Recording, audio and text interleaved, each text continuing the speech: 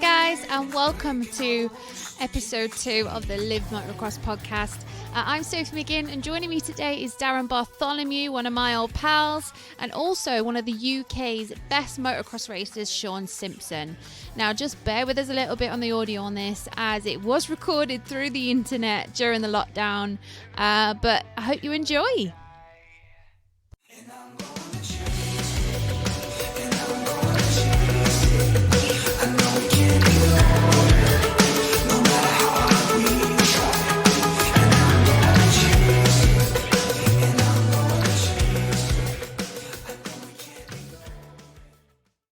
Darren, where are you? Hey, so hi guys, how are you? All well in the current environment that we are?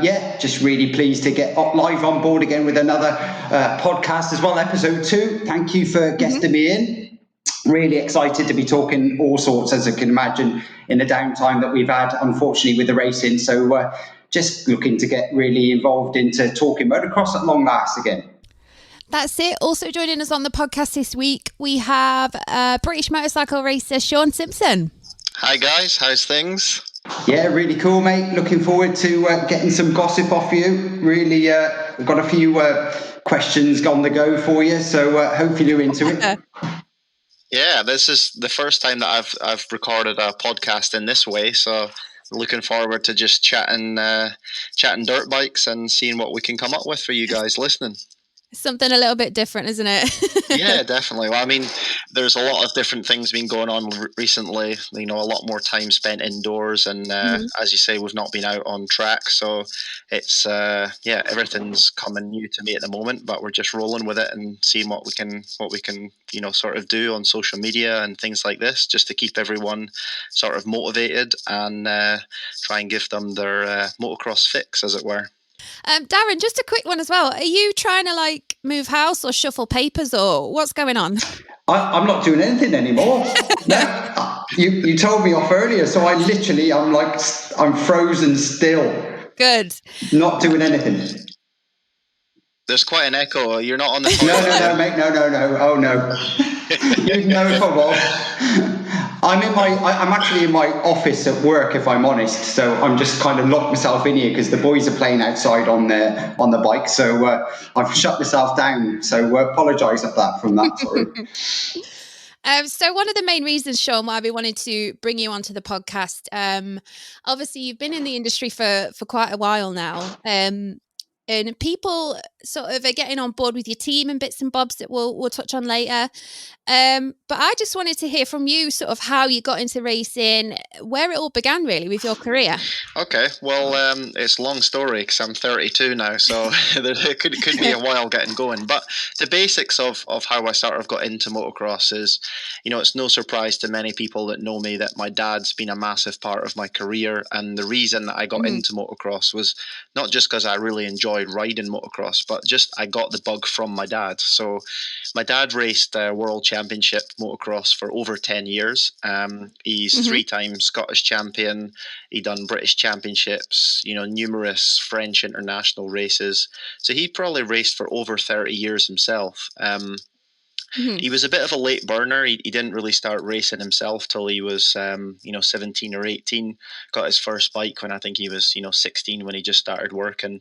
And, so I grew up watching him ride. And naturally, when I was 4 years old and, I was showing enough interest, because my dad's not the type of guy to just, go out and buy a bike and say, yeah, have a crack, see how you get on. He was always sort of, he would make sure we were interested enough to go and spend that amount of money to then, see if we liked it. So I got my first bike when I was 4 years old, PW50 Yamaha, as I'm sure many people grew up riding, especially in my era.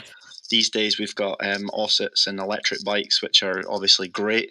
But at the same time, I was just more than happy to get on a motocross bike and start, turning some wheels, and just got the bug straight away from that. So going quickly through my youth career, I didn't actually start racing until I was 13.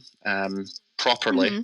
I'd done a few races when I was, my first race was actually in Orkney at the beach race. in 1997 when I was 9 years old. And then I done 2 or 3 more races, a winter championship close to home. And then I done my first, British Championship season. So I just went straight in at 13 years old to doing British Championships. It was mad, really. And that's quite late, really, because obviously kids nowadays, they can start from 6 upwards. So how was that, you getting thrown in the deep end at 13? Well, I think it was just my dad, just the way my dad brought me up, because he was like, well, I don't really want you racing because, I'm still racing. So he wanted the weekends for himself. And, back in those days, the meetings that we were going off to British Championships and Scottish Championships, they didn't have any sort of kids classes or anything, running alongside them. So my dad wanted to continue racing, and he was still, ripping around.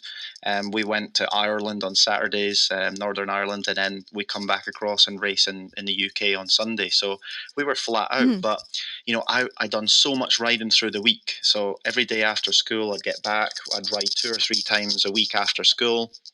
On the weekends that we weren't racing with my dad, I would be out riding with him, practicing, training. So I was pretty serious. I just never done any racing because we were away doing my dad's races. So when he was racing, I would help him change tires, fuel the bike up for him, scrape the mud off with a scraper, and, just help prep his goggles. And, obviously at the same time, my brother was doing all that with us because, it's myself and my brother and my mum and dad, we were all just packed up in a transit van and we were off racing. So when I got chucked in at the deep end, it wasn't so much the deep end for me because we sort of done a calculation, or my dad had, and like he knew I had the speed to be, somewhere in the top 15, let's say, in the British Youth Championship. So I was riding an 85cc Honda in my first season.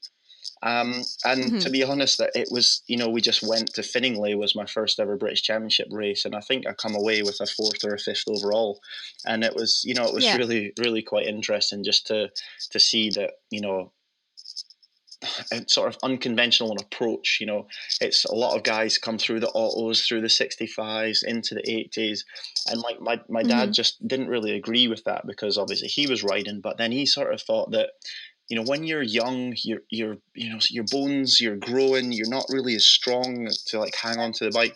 He just thought I might get too excited and end up injuring myself, which, like we all do. Yeah, but like you could then say, well, it didn't work out for you later in your career because I have had a lot of injuries. I've had a long career, but I have had quite a few injuries. So, but I definitely feel like it gave me the want to race. And if I'd got to 13 and that was starting to tail off, my dad would have probably said, well, you're not really wanting to go racing. So like it was all on my shoulders, really. Like I had to pack my own kit bag, wash my own bike, service my own bike, put fuel in it, load it into the van. Like there was nothing given to me. And it was, I really respect that now because you see so many young guys getting these things handed to them on a plate, and then after a weekend's racing in like the worst conditions imaginable, they sort of come back and their mum and dad's cleaning everything up and they're playing Xbox. That just would not fly with me at all, or definitely not with my dad. So, just going from there, I done one season in the 85cc class, then I done 2 seasons in the 125cc class, and then I done my first year at British Championship level when I was 16 on a 125 KTM for Tim Chambers. That was Chambers KTM back in those days, and that's the year I done my first Grand Prix at Isle of Wight. So going from my first race to my first Grand Prix was like pretty much 3 years, and that was it. I finished my exams on I think it was a Friday afternoon. I had physics exam, and then left school that afternoon, got on a flight with my mum down to Isle of Wight, which was unconventional for me as well, because normally would be in the back of the van, but because of my exams I had to just pack everything up with my mum, and then my dad and my brother drove down on I think the Thursday, and me and my mum arrived, and I sort of felt like an absolute superstar, arriving on the Friday and getting to the track, and then Saturday qualifying. I never qualified, so that was it. The dream was over for that weekend, but the want was still there. And my dad's just never let that affect us. He would say, like, this is big races. There's a lot of, this is the best guys in the world. And, we just went home and, I just felt like even just going to that race brought me on half a second a lap, because when I was going out practicing, I was just pushing that a little bit harder. And then the next one we went to, I was second reserve in Ballykelly in Ireland that same year. And so that was even closer. I didn't actually make the event, but I was second reserve, so that was something. And then we got the chance to go to South Africa later that year because a rider in the Chambers team had got injured, and that was it. I scored my first points at South Africa, and then start 16 years of Grand Prix racing for me. So it's hard to really understand where that time's went. So just off the back of that then, Shaun, for your youth career, as it were then, and obviously I completely get that, what your dad was going to do, obviously not the pushy schoolboy dad or anything like that. Yeah. So nice to hear that he's put thought into it. I mean, I'm the same with my boys now. I mean, come the day they ask me for a bike, I'll obviously do it in a heartbeat. But up until then, I don't want to push. It's their decision, not mine. I don't want to force it upon them. And I think that's absolutely perfect. But obviously, back in the day, obviously in your youth career up in Scotland, what tracks did you ride up there? Not having anything to do with Scottish motocross, of course. Who did you race against week in, week out? I mean, who was the competition for you then? A good question. I think, well, we were very, very, very fortunate that, obviously, even in my dad's career, having a home track was obviously everyone's goal. And it's always been like a goal of my dad to have our own bit of land to actually ride and practice on. And we didn't have any land at our house that we could, sort of ride. But like 500 yards up the road from our house, we sort of talked to the landowner, and they sort of gave us permission to ride on a piece of set aside land. And that was just pretty much the best thing that could have ever happened for us, because we made a small track. I think it started off around a 45-second lap time, but we didn't care. I'd just do like a million laps. it wouldn't matter to me. And we just sort of carved out a little track, and then the year after that we made it 15 seconds longer, so it was up to a minute. And then the year after that we extended it again, where it was up to about a minute and a half. And that was just an absolute godsend for us, because get home from school, get the school clothes off, get the motocross gear on, up the road, and we could do three, four motos in an afternoon and evening, come back, service the bikes up, and we'd be ready for the next day. There wasn't any of this, loading up into a van and heading away off riding and stuff like that, because that's major time and effort and money for your parents. And my mum, she worked afternoons because she worked with the blood transfusion, so she's off out everywhere taking blood from people and helping in that way. And then my dad, he had a car mechanic business that he ran from home, which was off the end of our house, and he had a couple of car ramps in there, and he would do MOT repairs and welding and all sorts of stuff in there, so just servicing and all that. So if he was sort of tight for time, he would say, look, give me a hand with these cars. We were taking wheels off and checking brake fluids and all sorts, from like 7-8 years old. And then he would say, right, shut the door, up to the track, few motos, and then back. So it was just, people who don't have that possibility, or parents who are willing to take them to a track 2 or 3 times a week, you just fast track yourself so much in those years up to a level whereby, I read a book once and it said to get good at something, you have to put hours into it. So if that's playing chess or getting good at golf or riding a motorcycle, it's all about hours. And like by the time I was 15 years old, I had done 5-6 times as many hours as some of the people I was racing against. So it was only natural that you could see why I was riding so good, and being so young. And like, to answer your question about who did I race against, the only guy that I can really think that's current at the moment still racing is Tony Craig. He was one of my sort of arch nemesis when we were sort of coming through the ranks. And Tony was always a bit better than me, because he'd sort of rode through the 65s, 85s, big wheels, right the way through back when it was even 100 cc's. And Tony had his hours up as well. So it was really, really good to race against him because, sometimes we were a lap in front of everyone else, but, we would have such great battles and, occasionally I could beat him, sometimes he'd beat me and it would become quite a big rivalry just when we were racing, around home. But other than that, we have half a dozen tracks within an hour of where we live. That was enough. It wasn't like these days where people say, oh, we're heading to this track 2.5 hours away and we're heading up to Fat Cats at the weekend, 5-hour drive. That was just not happening with my dad. He was like, you'll go down to that stubble field on the weekend and we'll carve a track in and that'll do us. We're not heading out too far. It was just, let's get some hours in, do some proper riding and not, there's a lot of tracks these days in the UK. I'm not slagging it at all because, you have to, move with the times and safety is a massive aspect. But like sessions on a track, they just kill me. If you go to a track and it's a 20-minute session, it just, I can't handle that. But that's part of the UK, practice scene. And I suppose in a way I'm sort of fortunate that I've been in Belgium and not been sort of stuck into that groove. But you have to get out. There's no question. There's no escaping it. And whether it's sessions or not, you've just got to get out and get your motos done and get those hours up. This is probably one of the most interesting questions I think we've got for you, Shaun. What is your most memorable race from over the years? Funny you should say that because we just dropped another one of my DIY YouTube videos today. So yeah, I did see that. Yeah, on there. It's quite obvious. It's on there, so I better give the same answer. Otherwise, people are going to say, "Well, you said that on one and that on another." It has to be my first ever World Championship GP overall, and that was at a track called Lierop in Holland, and that was in 2013. So a brief, little catch up on 2013 for me. It was one of the toughest years of my life, career wise anyway, not personally. But I started the year off with factory TM, which is an Italian brand of motorcycle, and things look good.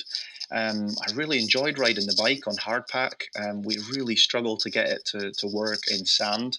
It just something with the chassis just wasn't working right with me, and the longer my careers went on, the more fussy I've got with setting up my bike, and I'll hold my hands up and say if it's not working right for me, then I just can't twist the throttle as much as I want to, and therefore my results sort of suffer.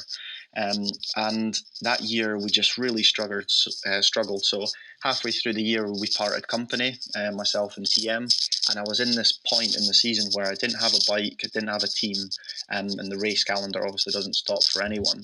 So I come to an agreement with JK Yamaha to get a couple of bikes that they had rolling around at their in the back of their van, and we turned up and we raced the last 5 or 6 races, and things were okay to start with, but the bike just wasn't set up properly. But one weekend we got my brother involved. He got WP suspension on Yamaha, which back in 2013 was quite a revelation. No one had seen WP suspension on a Japanese bike. So we turned up with that, and wow, that was great. I improved my results a little bit, and but I still wasn't happy with the power on the bike. So we worked very hard with my engine tuner, John Vollenberg in Holland.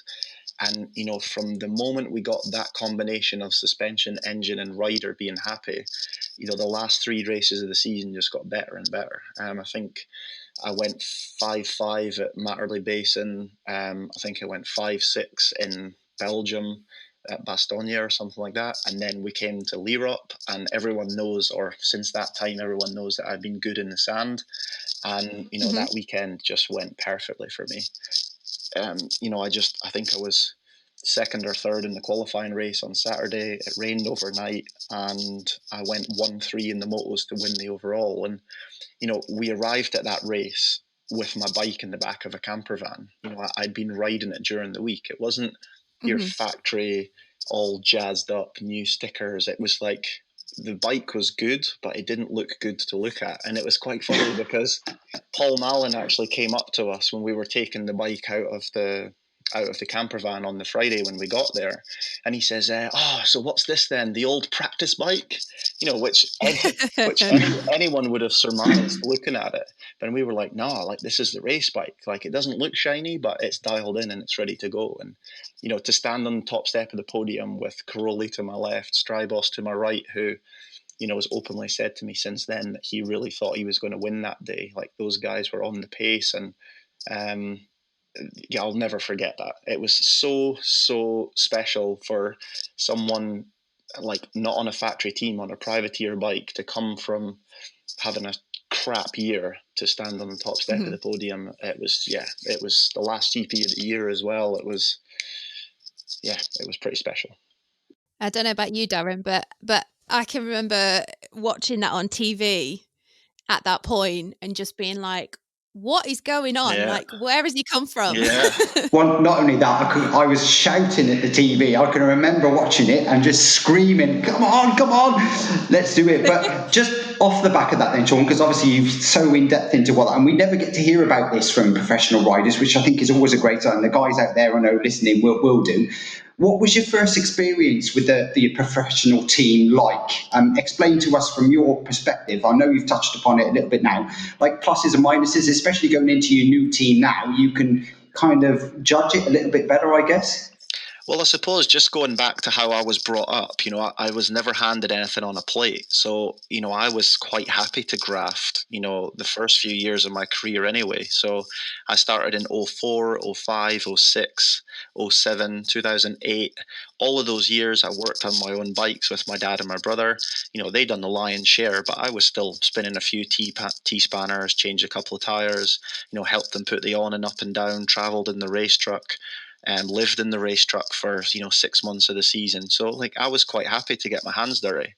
Then I signed my first factory contract for 2009 with KTM, and that was a massive learning curve for me, because straight away I went and rented an apartment in Belgium because I had the funds to do that. And KTM was sort of saying to me, look, change your lifestyle, get more professional, train more, come with us, eat healthy, sleep right, get things on track. And anyone at 18, 19 years old would, grab that with both hands. So I went into that, had a practice mechanic, new tires for practicing, things like that. It was like, wow, this is just a changed world. And I absolutely loved it. And I relished the sort of opportunity.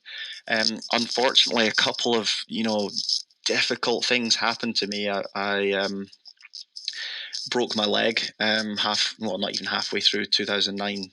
3 races in it was, just after my first podium in 2009, and that just sort of set the tone for the next 2 years. So it was just difficult, but the differences between sort of doing it on your own and having people doing it for you is you have all this extra time when you ride for a factory team, which is good in one way, but for myself and the way that I was brought up, I think it was probably a negative for me, because I just had too much time. So when I would get up on a normal day, when I was grafting it out, or when I'm doing it now with my own team, you wake up in the morning with a list as long as your arm of what you have to complete that day, and that motivates me, because I come in and tick it off my list and think, yeah, we're really getting some jobs done today, and I've got that to do, and then I've got my training to do, then I've got to spend some time with Angus or whatever, and that motivates me. But when I was a factory rider, I had this schedule of like 12 hours to fill up, and I only had 3 things to do in it. So you ended up sort of,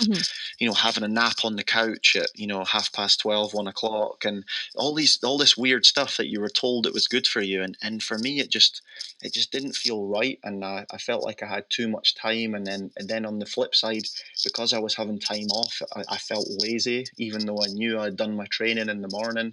So it was a bit sort of, I don't know, it just didn't work for me. But it works for some people, doesn't work for others. And I think, the way that it is now for me with my team, I'm back to those old ways. I'm back to actually grafting it out and getting it done. And it just makes it all the more sweet when you do get a good result, and that the factory teams have, so many more personnel working for them, and so many more resources, bigger budget, and you can still do the same job on a much smaller scale. Absolutely ideal. That's absolutely perfect answer there, to be fair. So obviously we know you've got your own team set up now. How did this come along then, mate? What was it, a forced decision, or is it something you wanted to do for a long time? How did it evolve? How did you all of a sudden have that brainstorming idea? Is, you know what? Let's just do this. I think, it's going off the back of just all what I've talked about. I wasn't feeling 100% happy with my bike. I wasn't feeling 100% happy with, just the amount of motivation that was getting channeled in my direction. It's quite easy for big teams with so many people in them to actually lose motivation for one of their riders, although that sounds harsh. A lot of big teams out there don't really like to say there's teams within the team, but in my opinion, there has to be, or there should be, because you need someone at your side that's pulling 100% for you all the time, whether you're riding crap or amazing. And quite often what the position you find yourself in is you come in and you're complaining about something, or you're not too happy with the suspension or the way the bike's power is delivering or something like that, and they say, yeah, but it was okay last week, or your teammate's handling it okay and he's getting good results. That for me straight away is a red flag. It doesn't matter what anyone else on the planet does with a certain type of bike, it has to be right for you. And if they're not willing to then say to you, I personally think if you come in and say, I want to try the front wheel in the back of the bike, then they should say, let's do it. That sounds crazy, but you really need to be that behind your rider and trust them that amount. And I'm not saying that my dad does trust me that amount. He still questions me when I come in and say, I really want to try this. Yeah, really?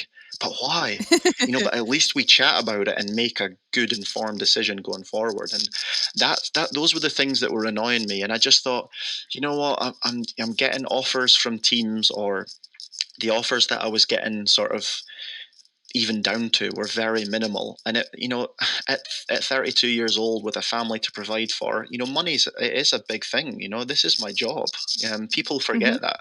And you can think, oh, well, I could go there and I could make that amount of money. And at the end of it, Rachel said to me, it doesn't matter how much money we earn. If you're unhappy, we're both miserable. It doesn't make any sense. She said, I'd rather you went and we could just cover our bills, just make it work, and you be happy and safe on your bike. Because there was times where I was coming in saying to Rach, I don't feel safe out there. I'm trying to go with those guys in front of me, and I'm having to, where I draw my line, my limit these days, and that gets a little bit lower every year, as it, it's only natural to sort of, after injuries and things, to think, I'm going to have to switch the throttle off. Where, an 18-year-old or a 20-year-old, he just keeps it hanging on because he's, just fearless. If you're not safe on your bike, you can't go fast. And that's been absolutely crucial to what I've tried to do in my own setup, is get the bike right, and then then myself will follow. I know I can follow. If that, you can come off the couch, like, not being 100% fit at all. Come off the couch. If your bike's right for you, you can ride fast for quite a long time. The last 10, 15 minutes of the race, you'll be absolutely hanging, but at least you feel comfortable on your bike. You can be fit as a fiddle, head to the gym every single day, outrun anyone that you've trained with, all of that. And then you get on your bike. If you feel a bit twitchy and the bike's not set up and the power is aggressive, you can't hang on to it. You're going to do 20 minutes and you're just, you end up crashing your brains out. So it's, my dad always said to me, people that get injured during a season, like, he believes that like 50 to 60% of that is to do with the bike not being set up properly for him. And I totally agree. Years that I've had good seasons and consistent years, I've felt so good on my bike. And, the years that I've felt really twitchy and then I've had injuries, galore. So it was interesting, but running my own team definitely didn't come from nothing. I thought about it. I thought about it for about 18 months before I actually just said, look, let's go for it. And I know enough people within the industry to sort of rely on personal sponsors that have been with me for a long time, and people that I knew I could motivate about doing this, because when I approached companies and people that I knew that I could sell a good story, but one that they could be a massive part of, so like, not a sponsor within a big team where you get lost. like an actual part of my racing program. That was something special. And the guys that I've got on board, they've been absolutely phenomenal. Without those guys, on my backdrop and everyone on my bike and helmet and race gear, there's just no way I could make this happen. So I was relying on them as much as they were relying on me to go out and do a good job for them. So it's been a learning curve, but one that I've thoroughly enjoyed.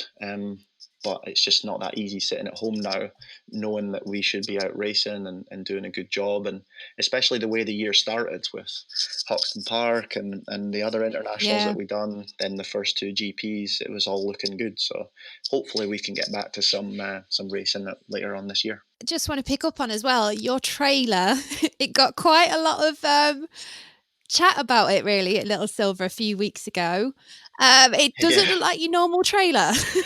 Yeah, no, that's right. So basically, when we were like thinking about designing the team and everything going into it, budget being Mhm. the main aspect of everything, because everyone thinks, right, let's get a race truck. Well, the budget that I'm having to work with, that could be a majority of your budget blown there straight away. So that wasn't going to be a Mhm. smart decision. So we decided to go with a sprinter van, converted sprinter van, and a trailer. Because a converted sprinter van on its own just isn't enough space. A bare sprinter van on its own probably is enough space, but then you have to look for hotels and stuff for your mechanic to stay. But my dad had decided, look, let's get a converted sprinter van with a trailer, and we just worked our socks off making that the best that we could. It has water tanks on it, whole charging system, generators, an inbuilt power washer system on it. So it's got all the bells and whistles for quite a low budget, all decked up with the same graphics on and everything as the team sprinter. And that way, when we get back after a weekend, we can unhitch the trailer and use the sprinter as our day van for going to the practice tracks or going to smaller race meetings. And that's kind of how we decided to go about it. And I think that was key in designing my own team. I didn't want to be setting up this massive show every weekend. Mhm. It's very important to keep your sponsors happy and put on a good presentable show for them, but not one that's taken over from the racing. I want to go to the races to race, not to put on a show in the paddock. And Mhm.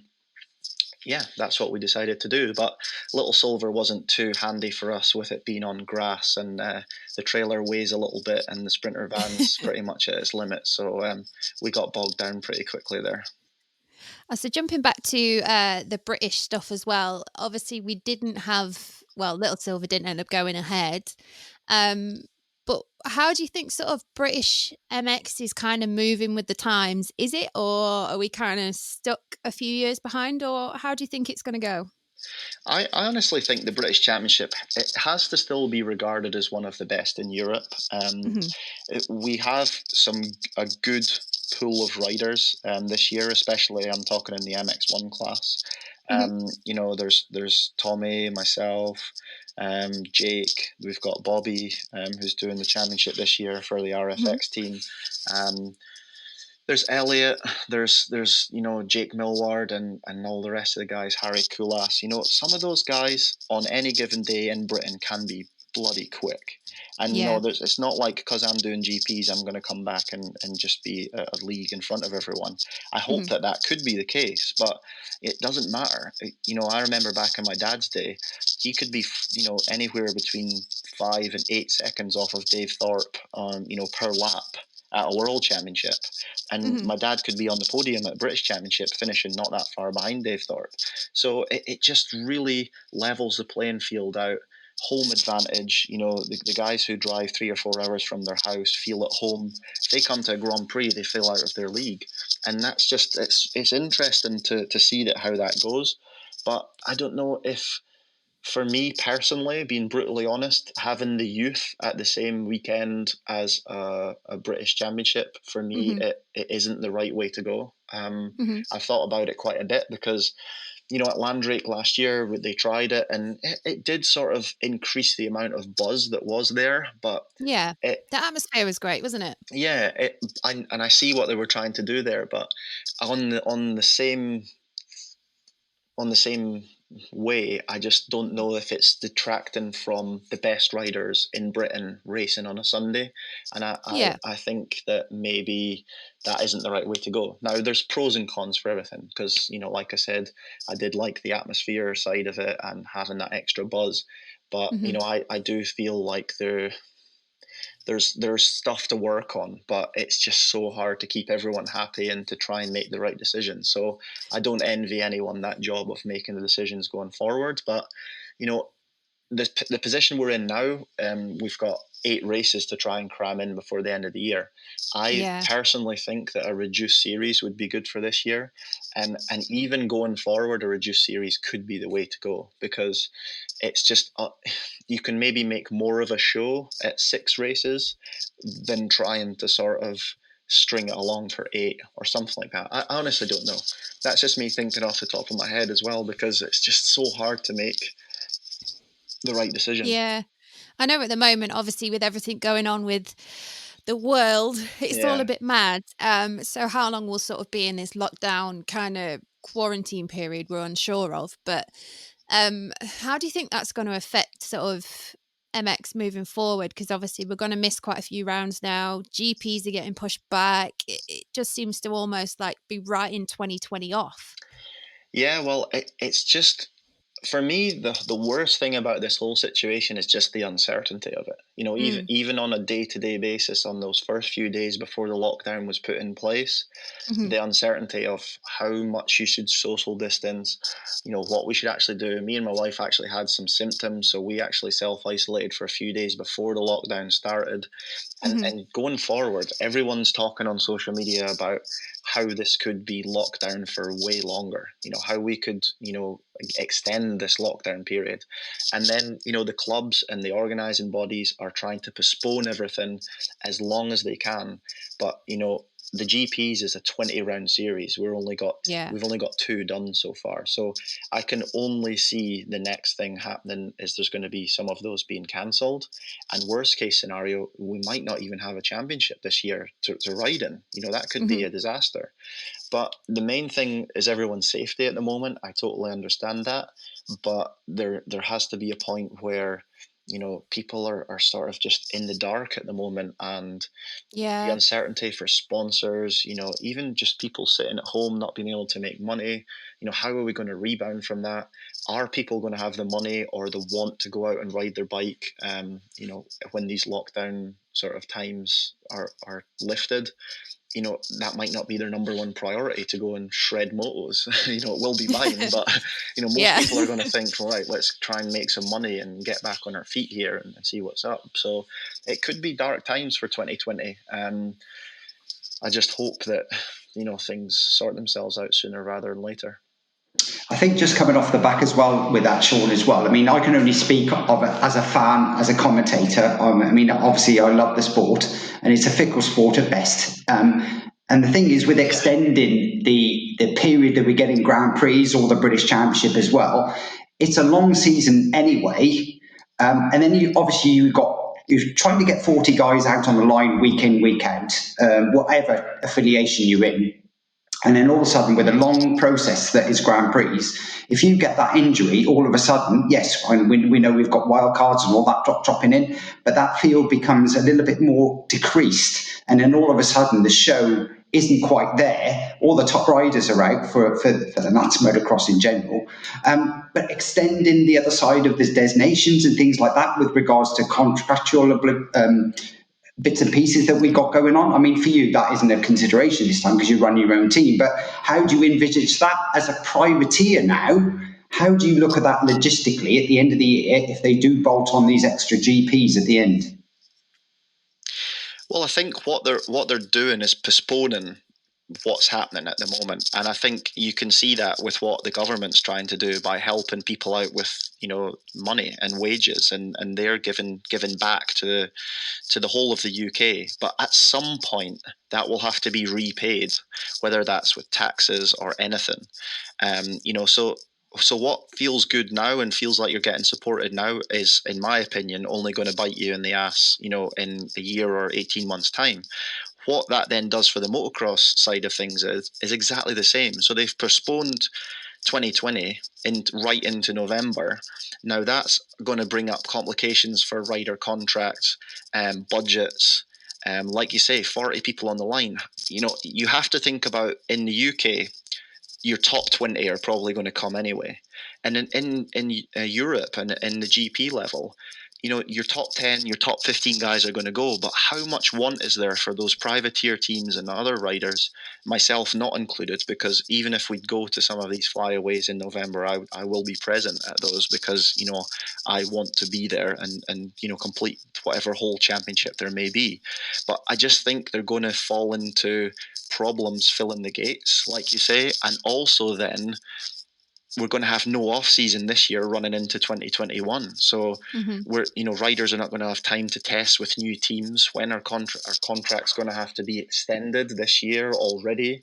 Most rider contracts finish at the end of October.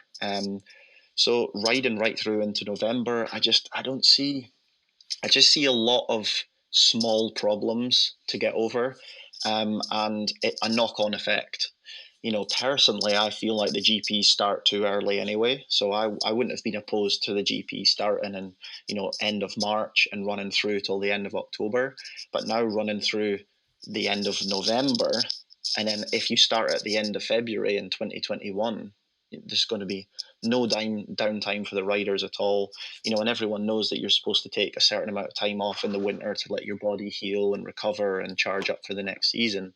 And you might see riders losing motivation and getting into burnout situations midway through 2021. So I just think we're kind of prolonging the effects of a lot of things, whether it's motocross orientated or not. Excellent. So let's get on to a little bit more positivity, shall we? We've had all the doom and gloom now, and we do this quite a lot on our podcasts, me and Soph. Positivity. Let's have a look. Let's talk about 2020 that has happened already. I mean, I was very pleased to obviously commentate at Hawkston International.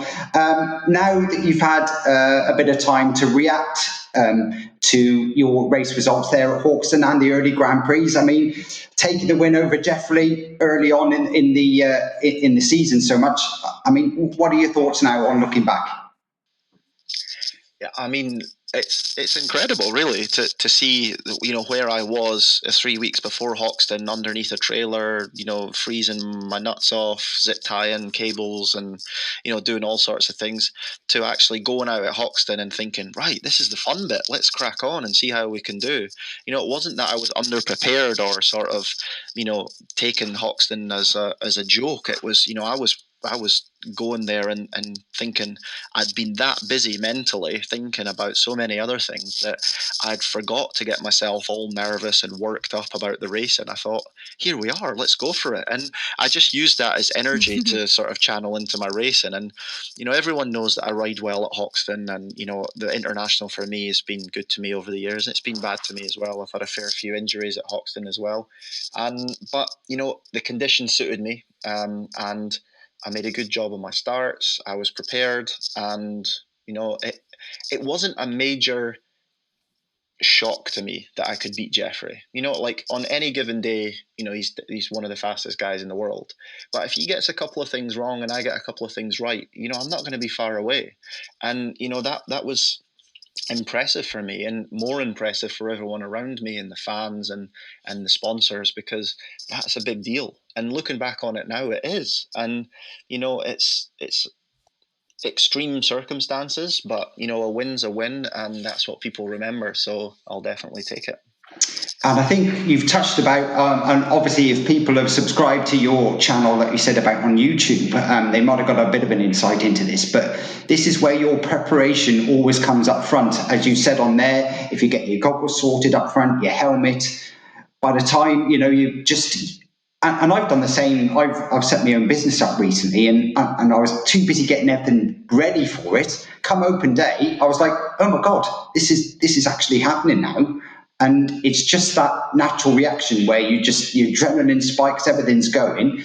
But at the end of the day, it's just you, your machine, and how you prepare is when you hit the floor running. And that just showed at Hawkston, I think, for me. I don't know what you think, so, but from trackside and commentary, absolutely awesome. superb result. And you just get excited because you just know, if you can carry on that speed and style, and you just think, oh, this is going to be his year, that's the only thing I think to it. And I know going into the early Grand Prix, it probably didn't pan out how you wanted it. There was a 0 at the Dutch Grand Prix, and we know you go well there.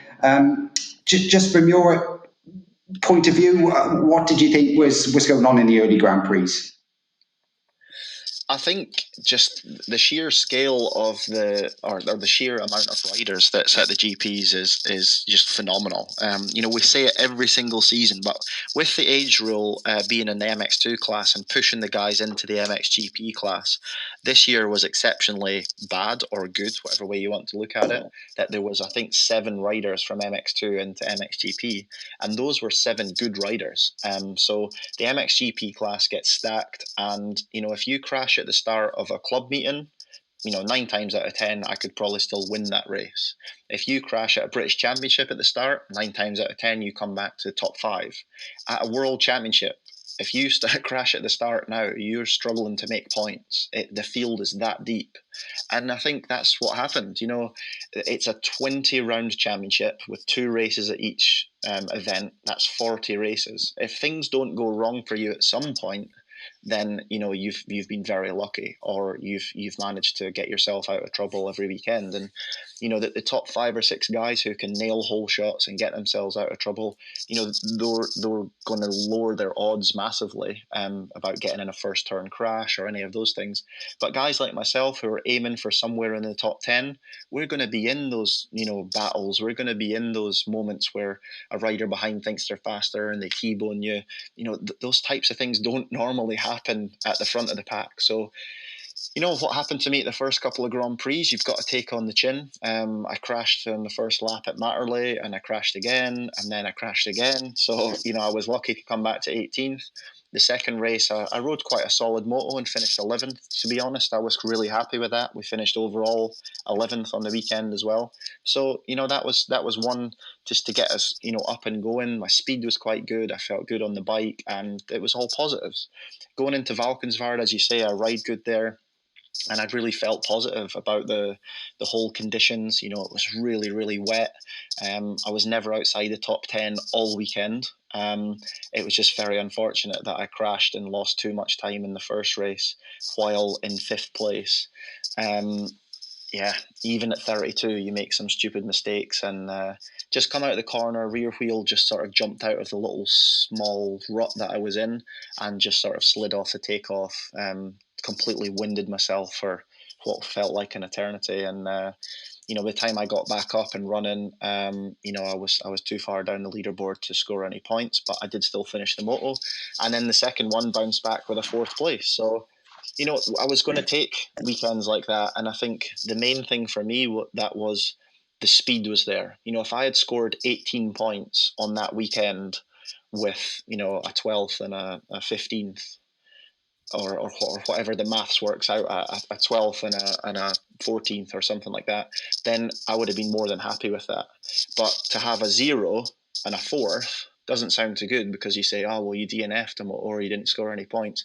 But, if I average out at 18 to 20 points a weekend, that's where I'm going to be thinking about the top 10 in the championship at the end of the season. So, it was only a small snapshot of what was to come, but for me, it was only positives because the speed was there and I felt good on the bike. And, the 4th place in Valkenswaard, if that doesn't motivate you, then not much will.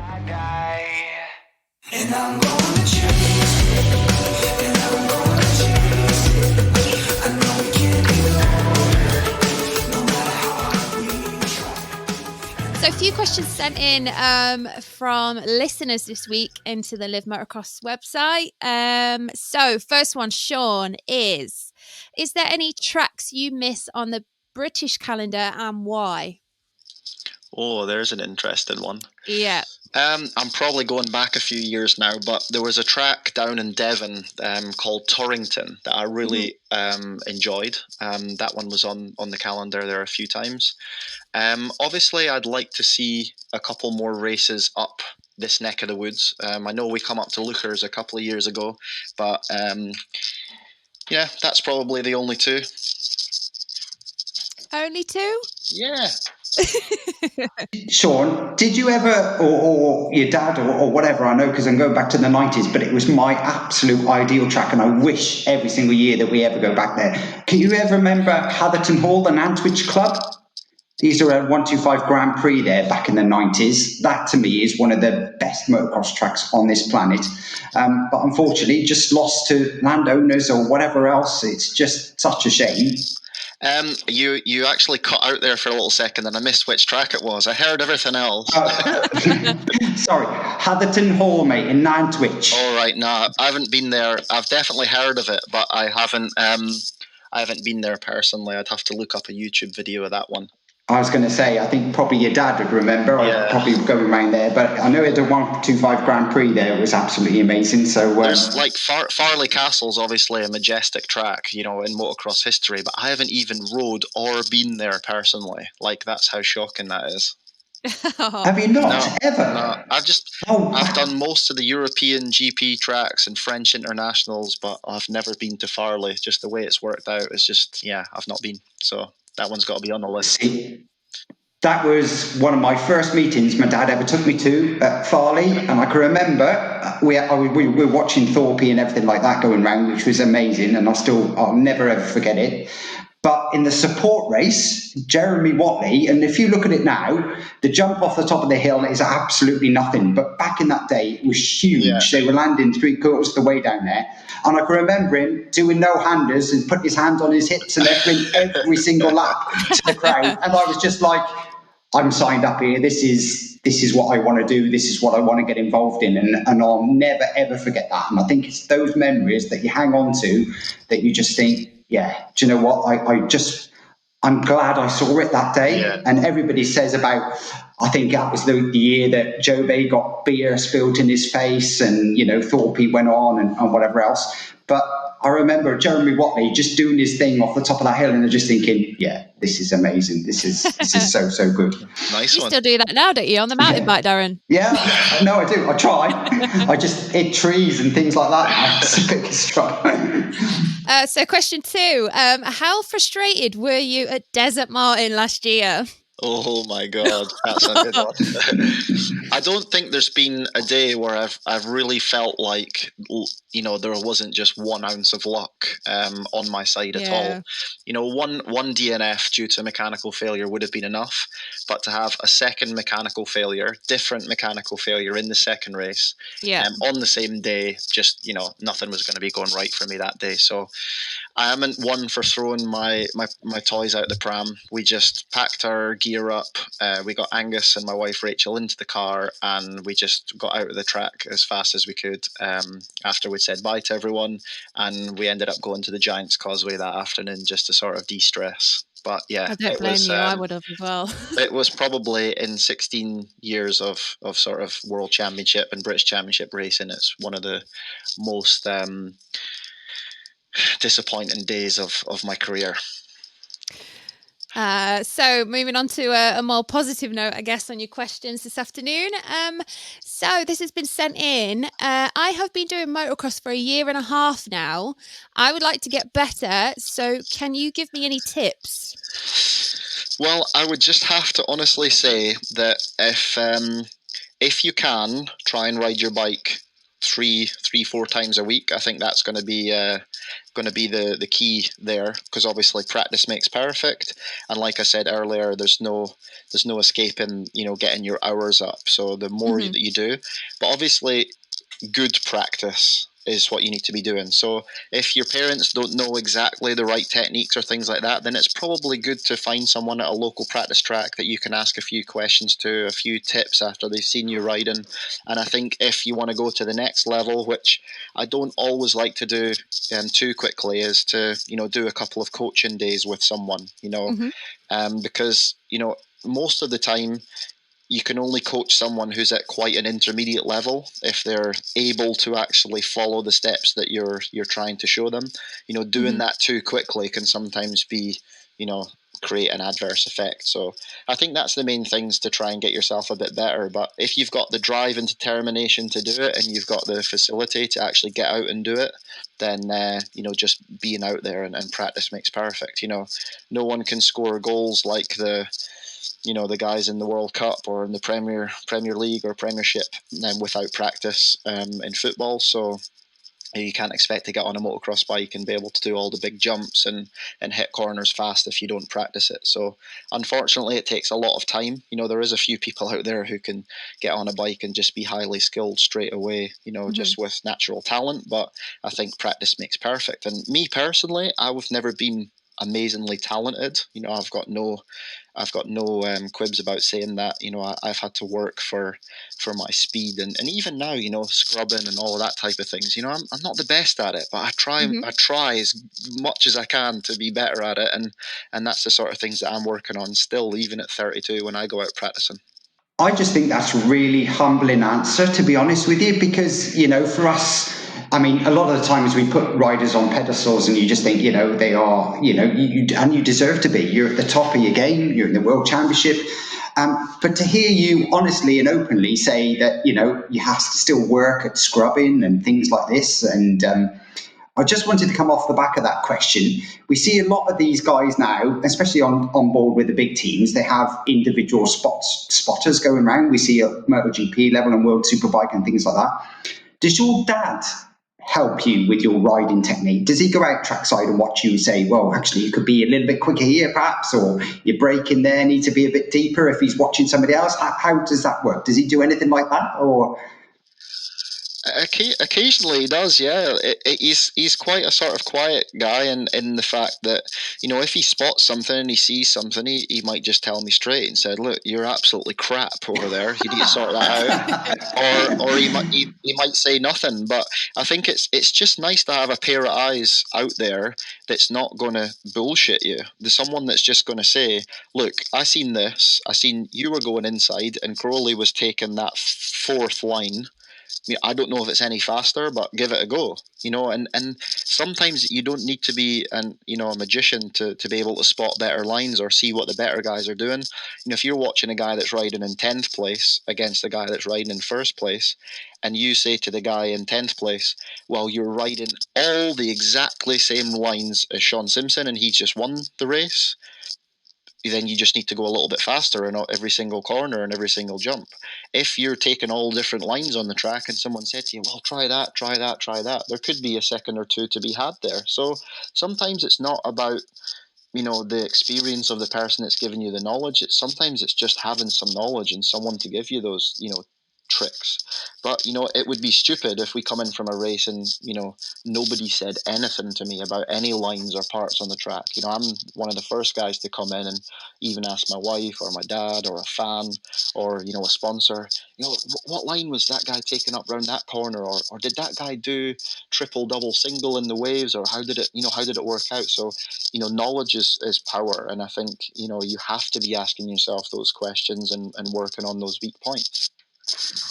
brilliant. Just goes along with your work ethic, really, mate. We can see, and I say it's humbling for me to hear that from you as well, because we just think, it's going to come easy for you. You are Shaun Simpson, but it's really not the case, is it? So it's really quite nice to hear those kind of things, to be fair, from an outsider. Yeah, I think I struggle to get out of bed as most people do in the morning and motivate myself to get out there and do it. But I know that there's 40 other guys at World Championship level that are getting out their bed and really grinding hard each day. So, if you can't just make that little bit of sacrifice, get up, do your work, do your training, then go to your actual job or your work if you're a normal 9 to 5 guy, or if you've got stuff to do on your bike. You can't just expect for it just to come. You have to work on your bike, and like you say, be prepared. You see guys that just throw everything in a transit van and go racing on a Sunday, and for 80% of the public, that's the enjoyment. They've got that amount of time to give to it, and I take my hat off to those guys, because without those guys, we wouldn't be going racing at the weekends, because that's where sponsorship comes from. We need those guys buying bike parts and clothing, helmets, goggles to fund the sponsorship for us to go racing. But that 20% of people who are going to do it at some sort of high level, you have to put work in. Otherwise, the guy that's that you're sitting on the start line next to, he's done a little bit more work than you, and that's why he beats you on a Sunday. There we are. Perfect way to answer that last question. And for that guy that's obviously put in there on through the website, nothing else matters really other than yourself. It doesn't matter what Corolla is doing in two particular bends, does it? All you've got to focus on is what you're doing in that moment in time. And if you can improve your time or your performance, then that's all that matters. Concentrating on somebody else's lap times doesn't really, it's only a guide really. It's all about you that is the big thing.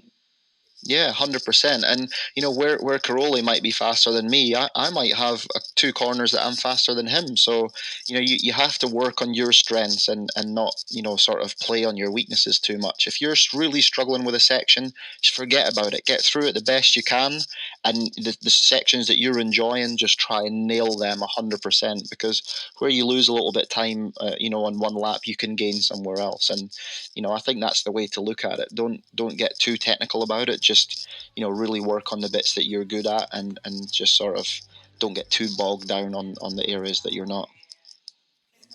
There we go. So that rounds up episode 2 here at the Live podcast with Shaun Simpson and also Darren Bartholomew. Guys, I hope you've enjoyed it this afternoon. Oh, I've thoroughly enjoyed it. What an absolute legend. I mean, we couldn't shut him up, could we, to be honest with you, once he started. but no, it's just so good to have such superb feedback of such a highly talented guy. So thank you so much, mate, for your time. We really appreciate it. No, thanks for listening to me. And as I said, it's been my pleasure to be on. So thanks very much. There we go. So if you want to tune in and download any future episodes of the Live Motocross podcast, head over to Spotify, SoundCloud, Apple, Acast, or wherever you listen to your podcasts and give us a subscribe.